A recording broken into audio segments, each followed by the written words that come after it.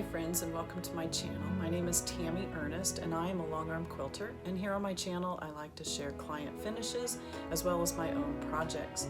So today we are going to be talking about the Sew Scrappy Spools quilt along and my progress on that. We'll be talking about the Sew sampler box for March, and we will also be discussing some client finishes, and then we're going to talk about wide backings and whether they are a good deal, whether they're worth your time and money to mess with. So let's get started today. So I've been participating in the Sew Scrappy Spools quilt along this year. This is put on by the Fat Quarter Shop, and this is a pattern you can get off of their website. This is a pretty laid back quilt along, meaning that once a month, there's a schedule out that shows about once a month you start on some other blocks. And so started in, started in January, runs all the way through December. So we did two separate kind of blocks in January, two separate kind of blocks in February, but for here in March, we only did one kind of block. So let me show you just as a recap. The first, in January, we did the four patch, and let's see if I can find it, and the log cabin blocks. So there were four of each of those, if I remember correctly. So there's a couple of the log cabin ones. Here is some four patch. So in January, this is the brown fabric that I used for the top and bottom of the spools.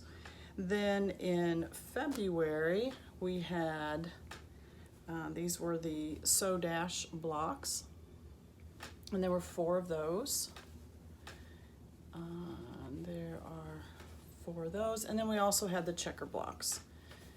And so I had four of those, an orange one, a blue one, a red one, and a gray and black one. So for January and February, you had about 8 blocks each month, which is very doable. You know, 2 blocks a week if you want to spread it out that way, pretty quick. So not too bad at all. For February, this was the brown print that I chose for the tops and bottom of the spools. And I am just pulling all of my threads from one of my scrap baskets. So this is a basket that holds anywhere from 1/4 yard to about 3/4 of a yard.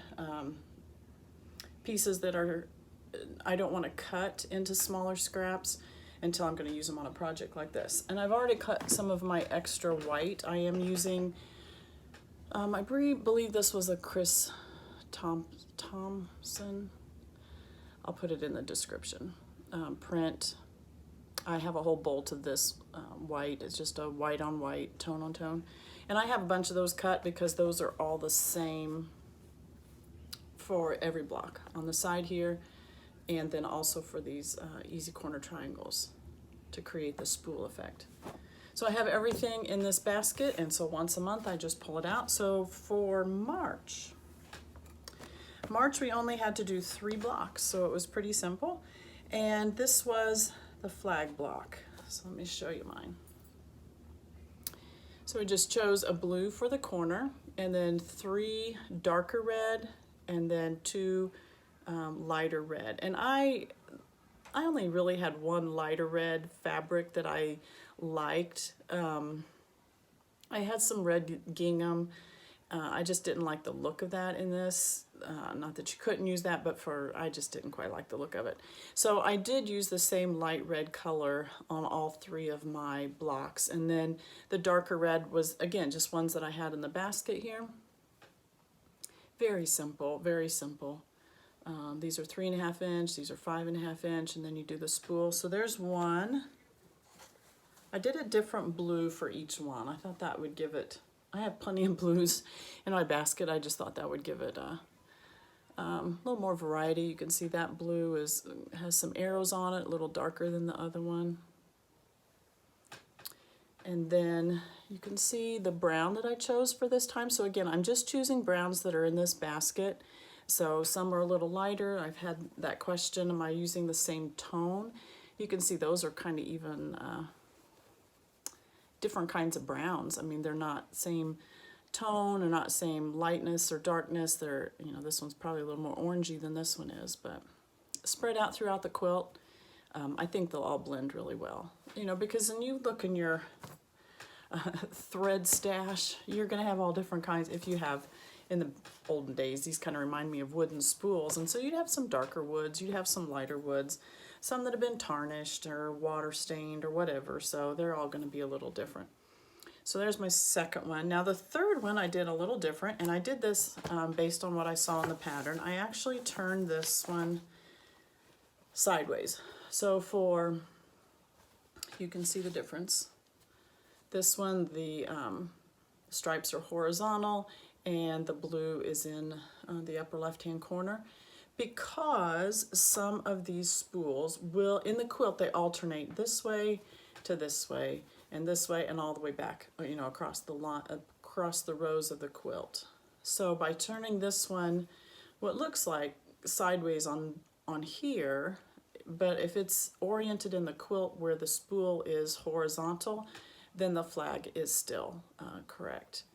So I chose a star blue for that one, and the same sorts of reds. Let me show you the pattern itself. I don't have the best printout. I just got the PDF and printed this on my printer, and so it's kind of, it's not the best printing, but you can see here this one and this one are both oriented where the spools are on the top and the bottom, the wooden spool part. But then this one up here, it's turned the other direction, and so when you make the flag that direction, then the stripes are still horizontal.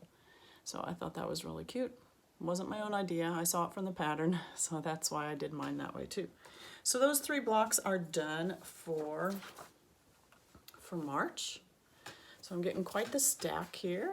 It's like I said, this is a very laid-back quilt along. It won't be done until December. So just doing a couple blocks each month, it's kind of fun to pull it back out, and you don't get bored with it, you know, because you just do a few blocks and then put it away. So the whole schedule, so next month in April, we will do 2 different kinds of blocks, a flower block and a geese block. And then May is a heart block. So some months there's 2 different types, and some months there's only 1 type. So this pattern was developed by Lori Holt. And then Fat Quarter Shop is doing the quilt along. So again, that's called So Scrappy Spools. It's not too late to join. I'll put a link down in the description for a link to the pattern on Fat Quarter Shop, and then just use your own scraps. Obviously it's a scrappy quilt, and even the browns, you know, the direction will say you need a certain amount of fabric to do all the browns. I'm doing my browns scrappy too. So the only fabric that I am using that is actually from Yardage is the white background print. You could most definitely do that one in scrappy too if you had all different colors of whites or creams or a combination of the 2. It's not going to be a problem on this quilt at all. So that's my progress there, and then I'll put that away for a few weeks until we get to April, and then I will start on my April blocks. Next thing is some happy mail. I received my Sew Sampler box for March, so I want to do some unpacking of this month and kind of talk about some of the supplies that were in here for this month and how you might use them. So again, this is through Fat Quarter Shop. I'll put a link down in the description if you would be interested in getting your own box. This month says Scenic Route, and on the back of this card there is always a good coupon. So this month it's buy 1 jelly roll and get 1 half off. So always a good coupon in there for use. And in this box there is, each box always comes with some sort of pre-cut fabric, and this month it is Sherry and Chelsea's Simply Delightful fabric, and it is a jelly roll. Really cute summer type colors there. Oranges and limes and blues and turquoise, a few pinks in there, some grays. Just a really pretty summer type palette. And there is there's always a pattern that you can use this pre-cut for, or whatever pre-cut they send, there's always a pattern. And this one is cute. I like this one. This is called Easy Street. And here's the pattern. I like this. I really like it. To do this pattern, you need that jelly roll that's in there. Actually, oh, is this a junior jelly roll? Okay, I had to do some checking on this. This is actually a junior jelly roll, and the difference between that is a junior jelly roll has 20 strips in it, 2.5-inch strips. There are 20 of them, where a regular jelly roll would have 42. And so this is a junior jelly roll. So to do this pattern, it does just take the junior jelly roll, so 20 strips with the fabric, 2.5 inches wide. And so again, that's something, if you like this pattern, you could definitely find 20 strips in your stash to be able to do this. Then it takes a background fabric, an accent fabric, because you can see, see if I can get this in here. So there are some whites here, and then you've got this gray polka dot. So you could definitely do all of it with one background. They've done two. You could even do it scrappy. I would just keep it maybe a tone on tone. You don't want to take away from the bright colors here by adding some bright colors in here. I did see one time in a quilt magazine, you might even try this. If you have some white fabrics, maybe they're a little too bright. Have you ever tried flipping it to the back side and you actually using the back of the fabric as the front? I have done that on a couple quilts where I wanted that you know, a toned down color, and you could even try that. If you have some whites that maybe have too much pink on them or too much red, you know, flip it over to the other side and it would be a little more subtle. You could try that. So, and then a binding is what it takes. And this quilt pattern is a 48 by 48. You could obviously make it bigger with even using a full jelly roll, and but I like this. I think this is very summery, looks picnicky to me, if that's a word. I like this pattern, so that is definitely one I want to try. So also in the box this month, cat lovers are going to enjoy this one.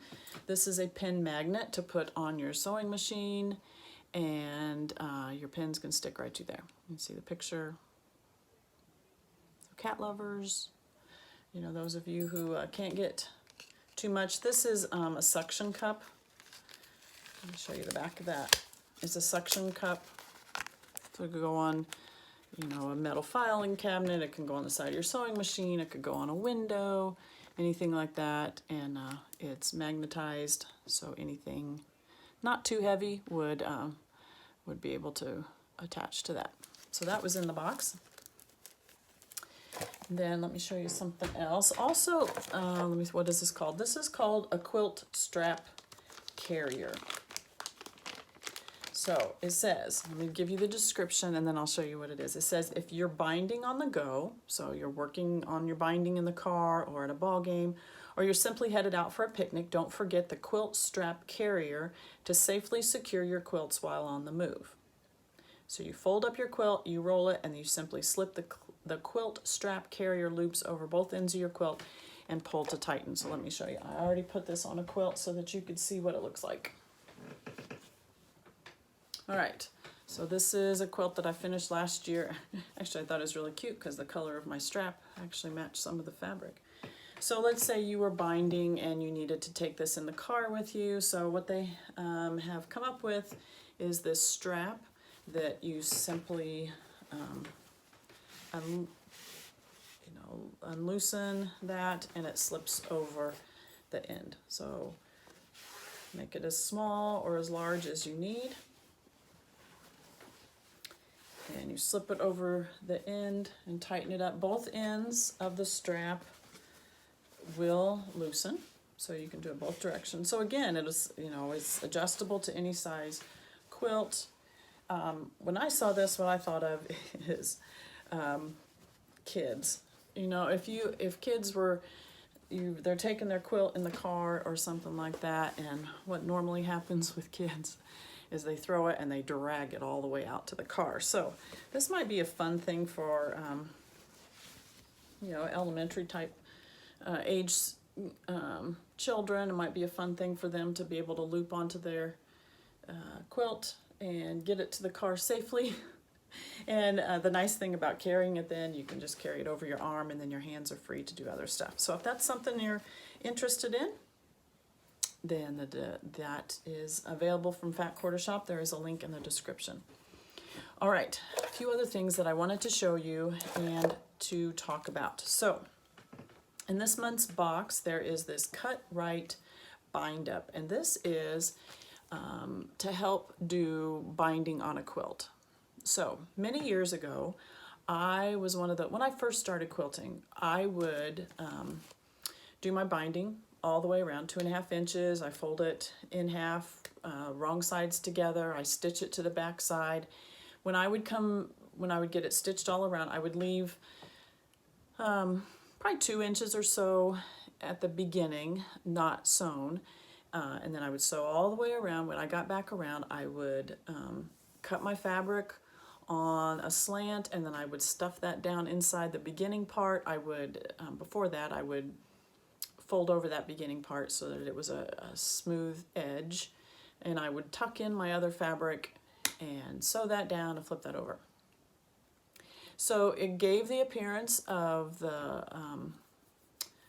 mitered, not mitered, but you know, the slanted seam, even though it was a little open, but it was very thick. You could always tell where those two pieces came together. So many years ago, I began using this binding tool.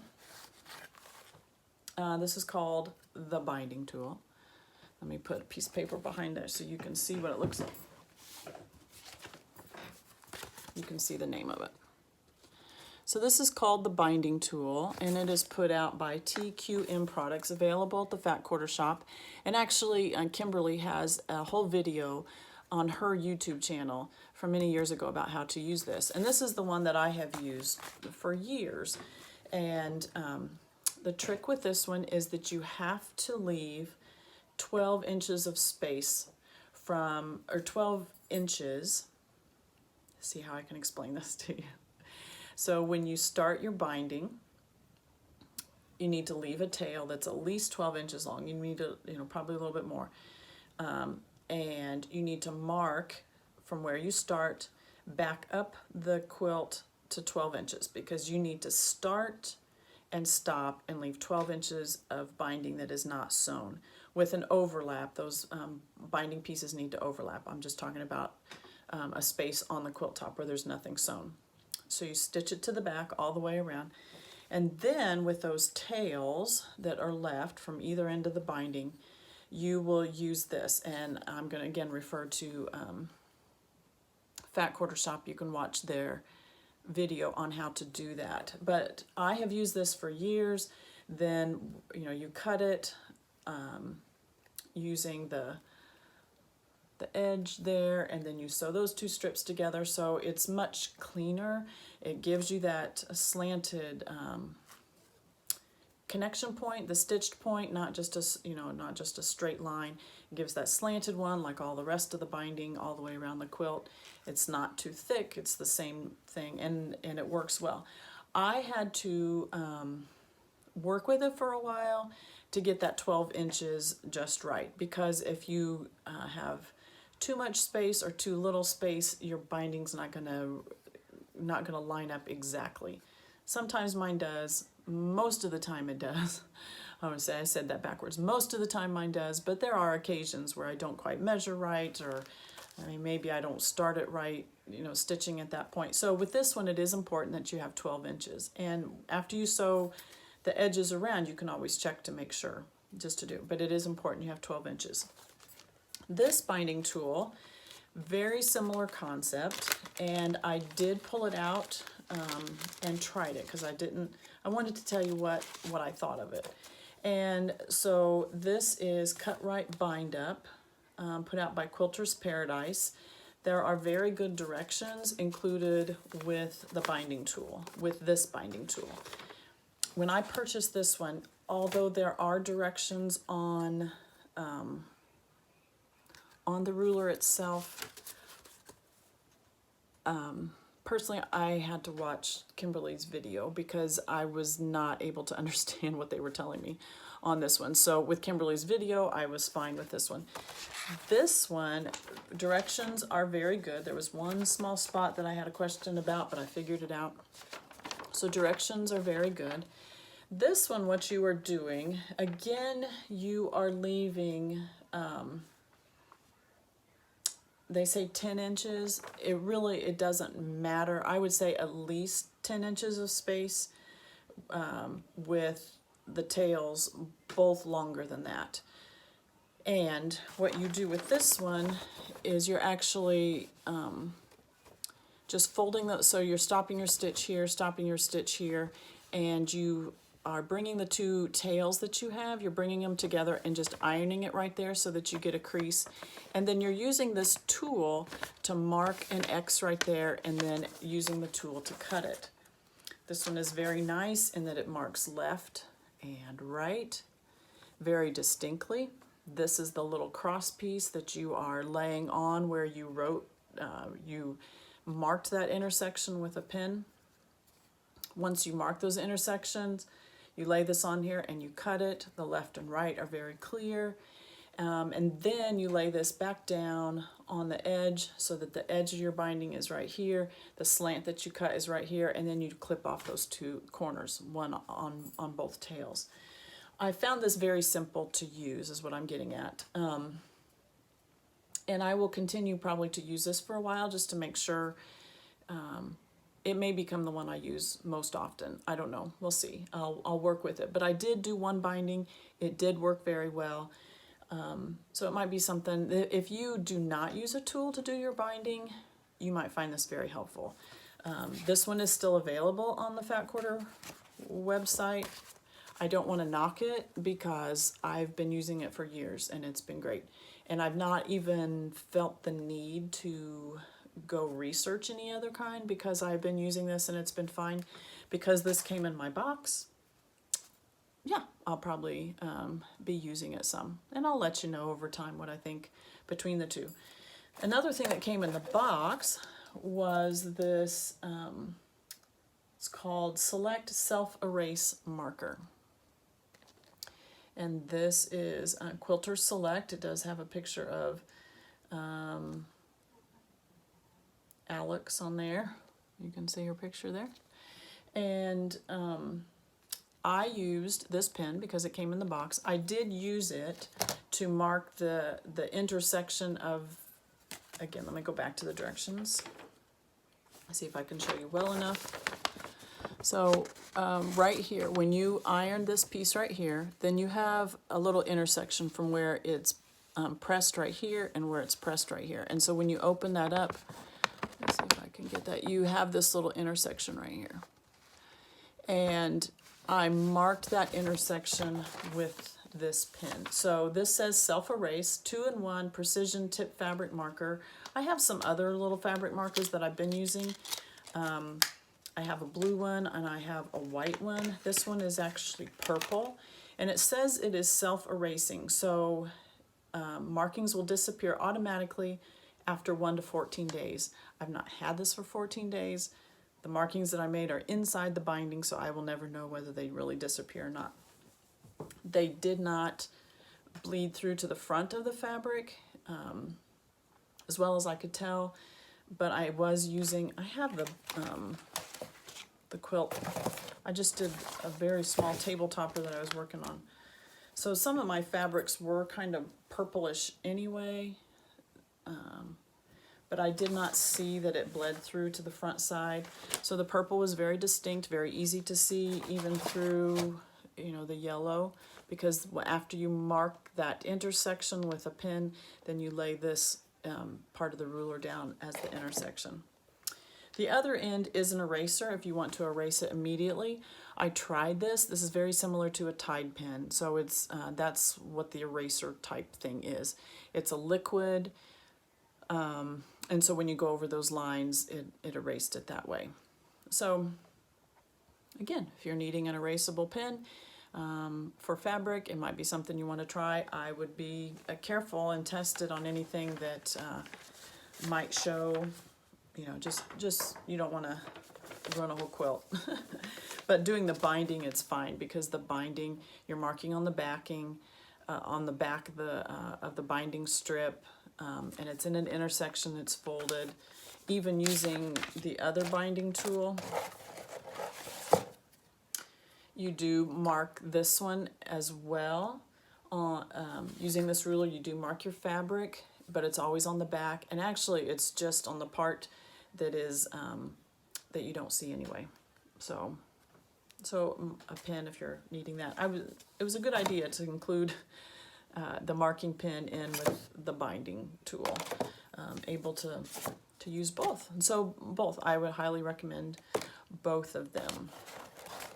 One last thing in this month's box is the final installment in the Bliss Quilt Along. So this is block number 12.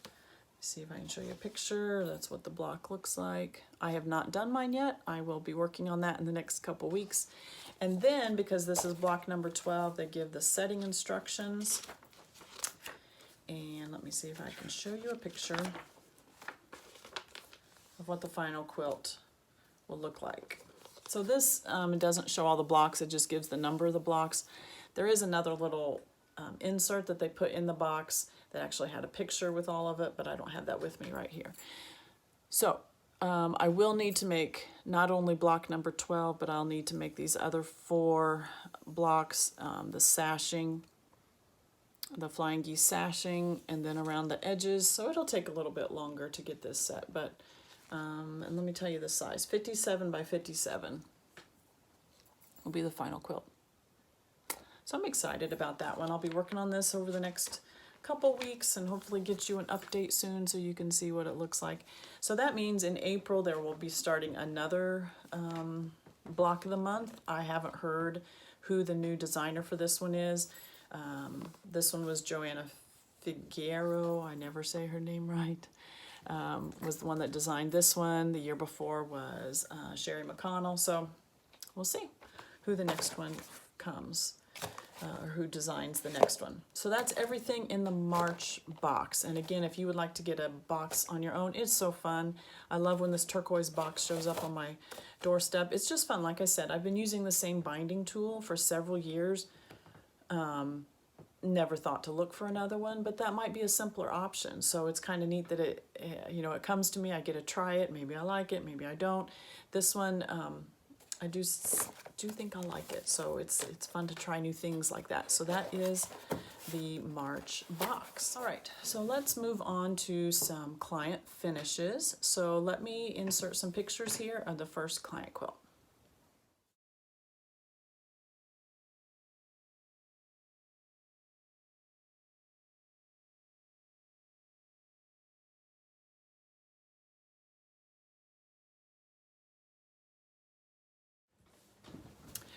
All right, isn't that a pretty quilt? This is a new client. Her name is Terry. She sent this quilt to me in the mail, so don't be afraid if you are in a different state. I'm in Indiana, but if you're not local to me, you can always send your quilts to me. So if you go to my website, tammyernestquilting.com, and go down where it says quilting prep instructions and order form, you can push that or click on that, and it will give you a PDF that you can print off. It has all the instructions on backing size, batting, just everything you need to know, and it tells you all the information about how you can get your quilt to me. So that's how you can do that. So Terry sent this one in. Let me tell you a little bit about it. She said this is a disappearing 9-patch, and she used basic gray fabrics. I am just falling in love with this blue and brown theme. I've shown you several quilts like this over the last couple months, and I like it. I just like it. So really, really fun. So you saw from the pictures, this is measured 62 by 62. Terry says she's a fairly new quilter, And this is, she's done a very nice job. And it always helps to use nice fabrics, to be honest. It always helps quilting to go so much easier. The feel of the fabric, the look of the fabric, if you're using just nice quality fabric, it just helps your piecing go together so much nicer. And so this is very cute, really cute. So when Terry sent the quilt to me, she wasn't sure. She said on her order form that please pick a design for my quilt. So what I did is once I receive this in the mail, then I lay it out and I kind of look at the fabrics. I look at the quilt design just to kind of get some ideas on what I see. So I think I sent Terry, I don't know, 4, 5, 6 different pantographs, and just said, look at these, let me know what you think.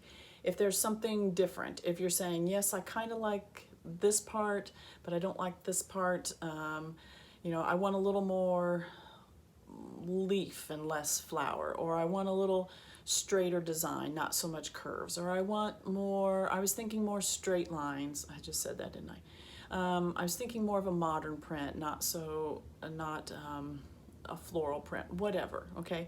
So when I send you pantograph suggestions, don't feel that you have to choose one of those. Just give me some ideas. I'm throwing some out there just to kind of get a feel of what you see in the quilt, what you're feeling for the quilt. So I sent several to Terry, and she sent it back and said she wanted the wave on wave pantograph. And so let me show you. Best way to be show you from the back, but let me show you the front.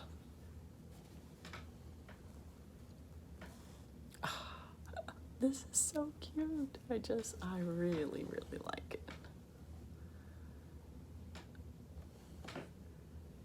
So again, when this is on a bed or hanging on a wall or over the couch, that's what you see, right? And it's not until you get in close. It's a secondary design. It's not, the quilting is not going to take over your quilting unless you want it to. This one I chose, we did choose a cream thread. And the reason is because there was a lot of cream fabrics. I think you've seen on some other quilts that I do, I've done like a light gray fabric, or light gray thread, sorry about that. With this one, I did not want to do gray because these were very creamy fabrics. And personally, I felt that a gray would take away from those. I just wanted to add some texture onto that white. I didn't want to distort the white color. So that's why I went with a cream color on the front. And this is one of those instances, a cream color on the front. I needed to use a cream color on the back as well. So this almost gives you a whole second quilt, almost like a whole cloth quilt, because you can see that design so clearly on the back. And again, because I'm using pre-wound bobbins, the weight of the bobbin thread is thinner, so it's not a big heavy line. It's adding a lot of texture, a little bit of color. I mean, you can see the cream color, but it's not a heavy, thick line going around there. It's just adding a lot of texture, and I just love this pantograph. Very playful, but just classy too. I like the big feather. Those were the big feather swirls that I practiced so long when I did hand guided, but I like that it combines it with these. I like the size of this swirl here, not a real thin one. The next quilt I'm going to show you has the same type of swirl, but they're thinner swirls, so you can get a whole different feel to a quilt just changing that one thing, how big that area is in between, you know, as you come in to do this swirl, how far out you go. If you do this a lot tighter, it ends up looking more like ribbons or something, where this little tighter, you get all this this space in here, the negative space there. So very, very pretty. I really like this one. I like this pantograph. There are several. Actually, this pantograph may not be on my website yet. I do need to do some updates to all of those. I get new ones in all the time, and I'm not sure this was on there. There are some very similar to this, all just a tad bit different. So because we're all different, and something that appeals to one may not appeal to another. So I'll try to get those updated in the next week or so. get a bunch more listed on there so you can see. But again, if you're not sure, then send your quilt to me, or when we meet together, just say, you know, what do you feel? And I'm not picking for you unless you absolutely want me to. I will send you a bunch of suggestions, and then you pick from that or tweak them as you want. If you're saying, you know, I was kind of thinking more this way, then just let me know, and I definitely can offer some more suggestions.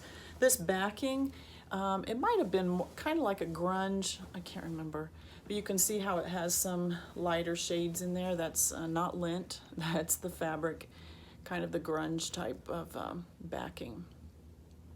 This was a pieced backing. She had one seam down the middle, and to be honest now I can't even find it. It might be the other direction. Guess that's good. You can't even find the seam in the backing fabric.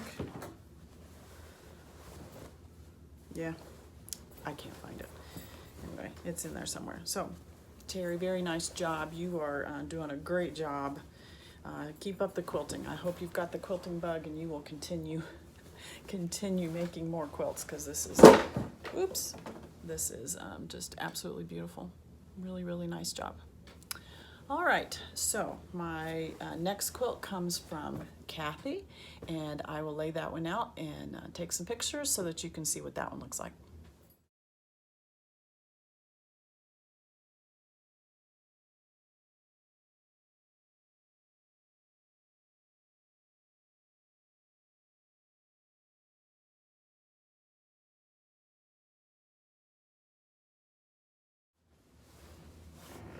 All right, isn't this a pretty quilt? So this is from Kathy, like I said, and Kathy has made many quilts, and a lot of times she does her own quilting, but this one was large enough. She said, I think I need some help on this one. So this one actually measures 90 by 90, and a great scrap buster. You can see these squares, those are probably 1.5 inch squares, probably 2 to start with, and then now they're actually 1.5 inch size there. I like the red thrown in, and then, you know, the little red square here with all the white. Those big open areas of white lend itself very well to seeing the pantograph that we used. And then the binding, it's all bound with this red geranium print. So really, really fun. I'll ask the client about if there was a certain pattern that she used of this, or if this was her own design. If it's a pattern, I'll try to find it and link it down below, because it may be something that you would like to work on. Again, to just, wow, knock out some of those scraps you might have. This would be a great way to use them, just adding, there are 2 different colors of red in here. You can see a lighter red and a darker red, but those are the same pretty much throughout, I believe. All right. So you can kind of see the pantograph I use. I'll show you the back in just a minute, because it's you can see it a little bit better on there. But just to see how it matched with this, when I met with Kathy, she says, well, I've been looking at different pantographs on your website, and she says, then I started looking at the shears I have on all my windows, and they all have like that little ribbon print. She goes, I guess I like that. So that's what we went with. This is actually the espresso pantograph. I used this recently on that pink and brown quilt that we did the videos about, the Longarm Quilting ones. Same pantograph on this one. This is done with a white thread, top and the bobbin, because of all the white fabrics. Okay, back up. This is not a white. I did on the creamier side of white, more of a muslin type white, if that makes sense. Not a yellowy, but just a little bit of a cream. And just because this white was it's more of a muslin white. It's not a stark white, but it's not the same cream that I used on the last quilt that I showed you. The cream I used on that one was a shade darker. There are such a wide range of threads. So this wasn't a, you know, I would even say, so I have a white, and then I have about 3 different shades of cream before I would get to what I would call a beige color. So I kind of adjust it just on the backing, the background fabric that's here, on which one of those I used. So because the last one was the blues and browns, I did just a tad bit darker cream color, or this one I did the lightest cream color right before I would say white would have been the next one in the spectrum. So let me show you the back of this one.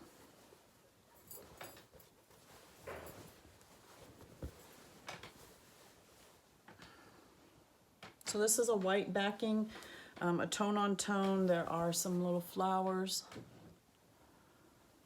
There, you can see them. Some little flower print on there, so just a tone on tone. But shows off the pantograph very nicely. Really, really pretty. And again, like I was just talking about on the other quilt, do you see how this, when you swirl in here, when you come in and do this swirl, and then it's very tight as it comes back out, you're not leaving a lot of space there. That's what creates a more of a ribbon effect right there. If you are a long arm quilter and you're doing hand guided work, that's an easy way. It's the same movement of your of moving your machine, but you're just coming out a little wider, and it gives it a different effect. So almost like scroll, ribbony. I'm making up my own words. Ribbony, but ribbon-like, and just really cute. Very soft, very feminine.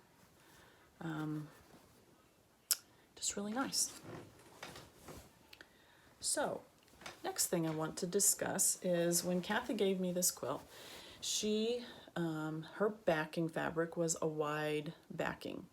The prior one that Terry gave to me, I told you, was a pieced backing. So let's discuss whether wide backings are a good deal or not, okay? So this is going to get a little math intense, but I will include down in the description, there is a link to some of this quilty math, as Lori Holt calls it, to some of this quilty math so you can see what I'm talking about. So let's say, okay, let's back up. I will say there are 2 reasons why I think you should buy wide backings. First of all, it's going to save you a lot of time, especially for large quilts when you are having to buy yardage that is, 40 or 42, 44 inches wide, and you're having to piece all that. The time that it takes to cut those pieces and to sew those pieces and to iron those pieces, it adds up. So first of all, it's going to save you time by cutting out that entire step. If you are purchasing a wide backing, there's no piecing involved. You might want to iron it. Again, I've shown you on my long arm basics videos where when I am loading it on the long arm, if there are slight creases on there, I spray some of that Best Press, and as I'm rolling it, then it kind of presses out some of those wrinkles.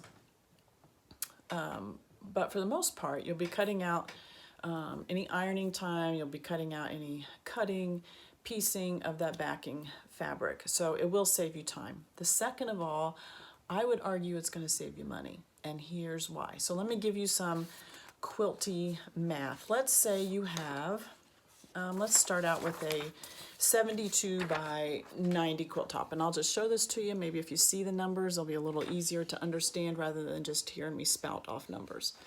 And again, this is in the description if you want to download this PDF for yourself just to see what I'm talking about. So let's say you have a 72 by 90 quilt top, okay? Now, as a long arm quilter, I'm going to ask that you send, that your backing fabric be 4 inches larger on every side. So that would require 90 by 98 backing fabric, okay? If you were using yardage, let's say your yardage is 44 inches wide, the best way, the most economical way to use pieced backing would be to do a vertical seam, correct? Because by the size of this, by 80 inches is what we need by using 2 equal pieces of yardage. I got 44 here, 44 here. That's going to be 88 minus my seam allowance. I would guess 2 inches, because you got to sew. Don't sew on the selvage. Okay. If you're piecing selvages, I like to piece my backing with the selvages on, and putting those selvages smack together, sewing my line outside of those selvages, okay? So that after my seam is there, I can trim off those selvages. I think the selvages create a nice straight line for piecing your backing. But the selvage is much tightly woven than the rest of your fabric. So before it's put on the long arm, I would suggest you trim the selvages. It is tighter right there, and if you cut that selvage off after you've pieced the backing fabric, then it allows those other threads just to relax. They're not all tight in that selvage. Does that make sense? So if you're using 44-inch yardage and you piece it vertically, now back up again. I know I have said on my long arm quilting videos that I prefer to have the seam run horizontal on my bars. Economically, it is better for you to run a vertical seam. That doesn't mean that I can't load it horizontally anyway. Depending on the pantograph that we choose, some pantographs, it doesn't matter, like on this one, does it matter whether I stitched it this way or I stitched it this way on the quilt? It doesn't matter. So this one was a square one, 90 by 90. So the backing, if it's a pieced backing, I'm going to run that seam horizontal on my bars. If that doesn't make sense, then I would refer you back to my video where I'm loading the quilt onto the long arm, and you can see my logic and why I want the seam to run horizontal. If we are doing a pantograph that is directional, let's say I'm doing straight lines that I want to go, I have my skinny part and my long part of my quilt, and I want those straight lines to run this way. That has to be put on the long arm that way to run those, and my backing is pieced down the center. I can work with it. It's not a big deal. I'm just telling you my preference, okay? Economically for you, again, back to this, it would be more economical using yardage to piece it vertically, and that would require that you had 2 pieces of fabric that were 2.75 yards each. That would give you 2.75 yards. That's going to give you 99 inches of fabric, and we said we needed 98, so that's perfect. And we need 2 of those. We need one here and one here. That's going to give us 90, what did I just say? 99 inches this way. When our quilt top is 90, that gives me plenty of room. This way, if I have 44 inches together, that's 88, but take out at least 2 inches for, once I trim those selvages, then you're down to an 86, maybe even down to an 84. I still have plenty of room. So that would be buying 5.5 yards of fabric. Currently, fabric I put in at $12 a yard. Some are even getting to $13. So if you do it at $12 a yard, that's that backing fabric is going to cost you $66. Okay, and that's the most economical way to do it if you're doing yardage. If you bought a 108-inch wide backing and you got 2.25 yards of backing fabric, okay, that would give you 2.25 is going to be 81 inches wide this way. It's going to be 108 inches wide, the wide backing. That gives you plenty. Wide backings cost anywhere from $16 to $20. I am starting to see it go up to $21, $22. But even at $20, your cost is $45.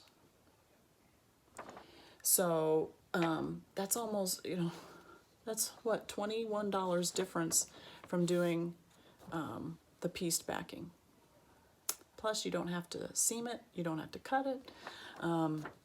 So I think it's a deal, especially on larger quilts. 72 by 90, I mean, that's just a twin size quilt.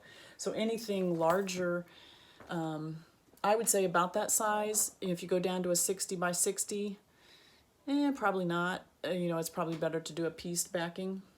But at least for these larger quilts, I think a wide backing is really a really good savings, not just in money, but in your time as well. Let's do another example. Let's do a 90 by 108 inch, so more of a queen size quilt. I would ask that your backing fabric be 98 by 116. To do it with yardage, you would need to horizontally piece it 3 pieces, okay? So 1, 2, 3 would be the most economical way to do it. That would require 2.75 yards each. So 2.75 yards, 2.75 yards, 2.75 yards. That's going to give you 99 inches wide. The 3 pieces sewn together is going to give you 124 inches long. So enough. Okay, I needed 98 by 116. I'm going to have 99 by 124 if I piece it with 3 horizontal pieces. So 2.75 times 3, so 2.75, 2.75, 2.75. Add all those up, that's going to be 8.25 yards, correct? At $12 a yard, that's going to cost you $99 for your backing fabric. Now let's look at what it is if I buy a wide backing. A wide backing, now a wide backing usually comes in 108 inches wide. I need 98 by 116. So if my wide backing is 108 this way, my quilt is 116 this way. This would be one of those times I would be turning the quilt this way so that my 116 is going this direction and my 98 is this direction. So again, we would probably want to choose a pantograph that is not directional. So this would work the best. When I load a wide backing, I prefer to load selvages on. Leave your selvages on, don't cut it any smaller. If you leave your selvages on, then that's, again, it's a straight line for me to load onto the long arm. And if you've seen my video, you see how I do that, is that I match that line up right with my colored stitch line, and it's very easy. I know it's straight. I know the selvages are straight. We'll talk about how the sides get straight in just a minute. So if I buy 3.25 yards of 108 inch wide backing, the 3.25 yards is going to be 117 inches. So I needed 116, so 117 will work that way. It's 108 inches wide. I needed 98, so I'm plenty good there. 3.25 yards of wide backing from anywhere from $16 to $20 a yard. That's going to be anywhere from $52 to $65. So even at $20 a yard, that's going to cost me $65. That's like, it was 99 up here. So what am I at? Like 30, yeah, $34. I'm saving $34 by buying a wide backing for a large quilt like that. So personally, I think it's... I think it's a great deal. I think it's a great deal money-wise. I think it's a great deal for your time, that all that piecing. You know how hard it is to cut pieces, you know, these pieces up here that are, 99 inches wide, 2.75 yards, and I'm sewing 3 of those together. It's a lot to push through your sewing machine. So those wide backings, I think, are a good deal, especially for your larger quilts. Now, the quilt stores around here, they all carry wide backings. And I have noticed recently they are increasing their number of wide backings. If your quilt store doesn't carry them, ask. Ask, could you carry, a little more, a few more samples for me, or if you see one, ask them if they're willing to buy a bolt and you purchase, the amount that you need off of there. Let me grab what I have. I have a bolt here, and I keep this in my studio because if somebody needs a backing fabric, I don't carry a bunch. I am considering it. So let me know in the comments if you think that would be a good a good thing to do is as a long arm quilter, if I carried wide backings, if that would be something you would be interested in purchasing when you send your quilt to me, if I already had the wide backings available. But what this comes on a bolt of, oh, does it tell me? 15 yards. So as a store owner, if somebody asks me to buy a bolt of a certain fabric and I'm know that they're gonna, like for this one, you know, the client's gonna need 3.25 yards, so that's about a fit, you know, a little more than a fifth of this. So if I know that if I even got 4 people to buy it, then the bolt's gone. So it's worth asking. There are a lot more examples, or a lot more wide backings available online, and you can even find them on sale sometimes. So not only the cost savings you get by doing a wide backing, if you can find them on sale, you're getting even better of a deal. So there's an example. It looks like a regular bolt because it is doubled over. So this one, if I can show you, so a regular bolt would just be once folded over.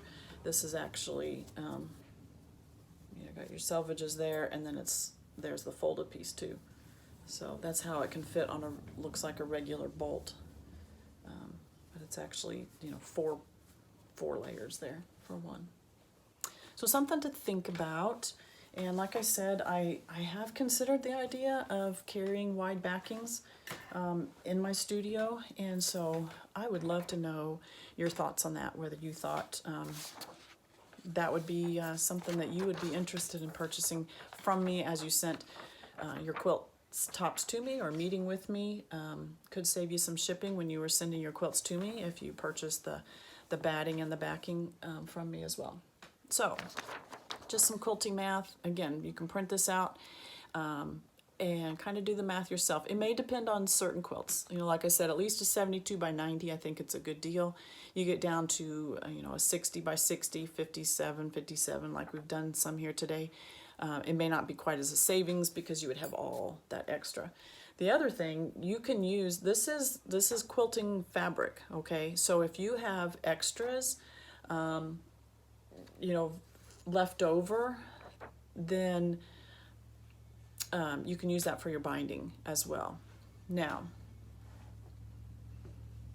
I'm just thinking out loud here. If you send me a wide backing, all of those scraps go back to you. Once I am done quilting it, all of those scraps are cut and go back to you.